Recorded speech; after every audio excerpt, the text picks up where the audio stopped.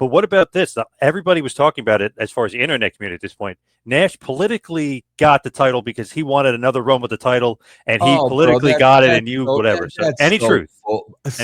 So much bullshit, bro. 1,000% bullshit. 1,000. Kevin did not campaign at all.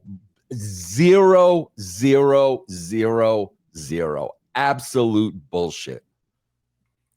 Because it would be apropos. He wins the title again, and he's the main event of the next pay-per-view. But you're saying no, that's not true. Absolutely not, bro. Bro?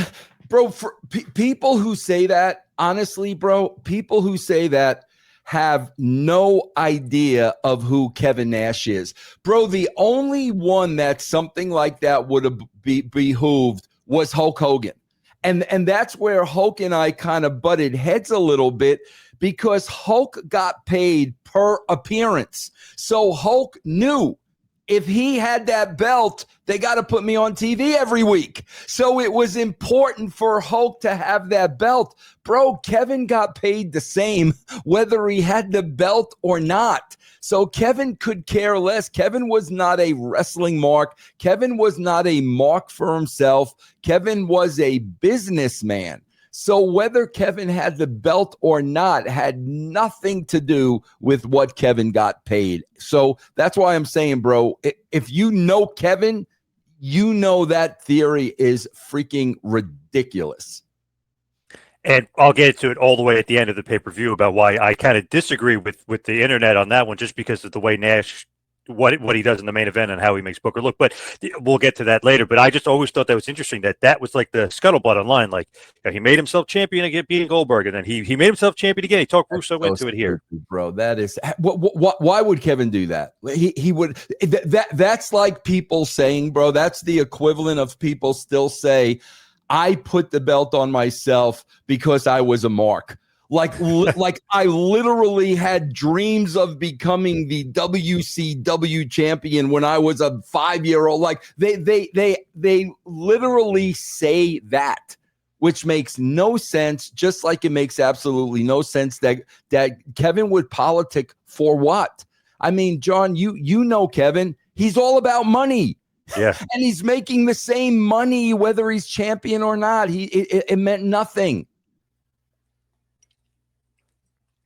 So here, it's another interesting thing too, and we won't get into this here because I feel like this would be an entire other episode. But after Nash wins the title, you guys have WCW War Games 2000, and you kind of call it Russo's Revenge.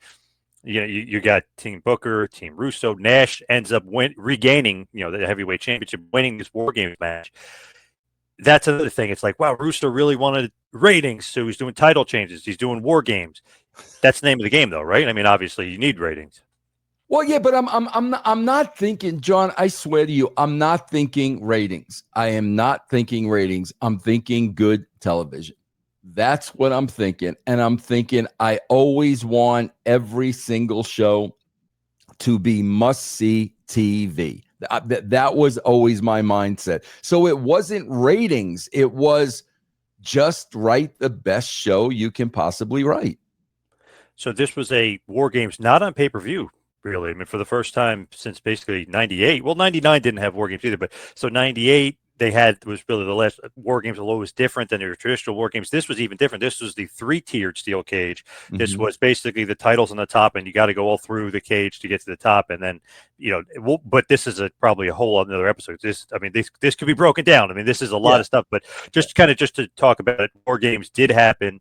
And it was completely different. It was a little chaotic. There was a lot of guys in it. It was completely different than the way it used to be set up, where it's 5-on-5 or 4-on-4, one team versus one team. It was kind of a all-encompassing thing. You had a team, Booker had a team, but still, it was going for the title. And it was the 3 cages. You had the triple tier cage. Mm-hmm. Mm-hmm. So with that, like War Games, the ratings were actually up. And WWS was down for that week. So not that you were that close, but closer than normal. I think people were interested in War Games, although it was a little chaotic. It was a little crazy, the match itself. I'm sure it was. God, bro, the only The only thing I remember about that is I remember there's like a picture of me and Kevin in the cage, and I think I'm wearing the Giants outfit. Like, that's the only thing I remember. I swear to God, bro, you said Kevin went over. I wouldn't have even remember who went over.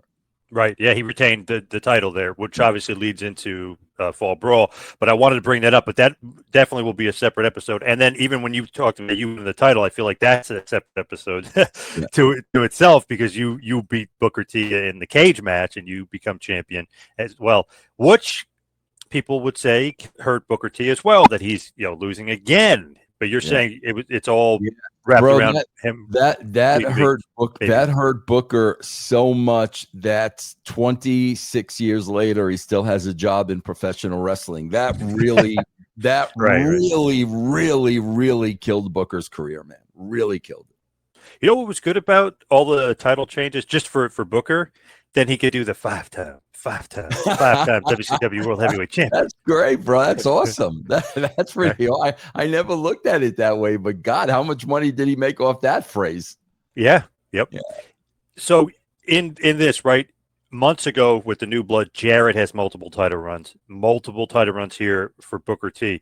It's all just a part of the story. You're saying it's not didn't hurt Jarrett's momentum, and it's not going to hurt Booker's momentum. You don't think?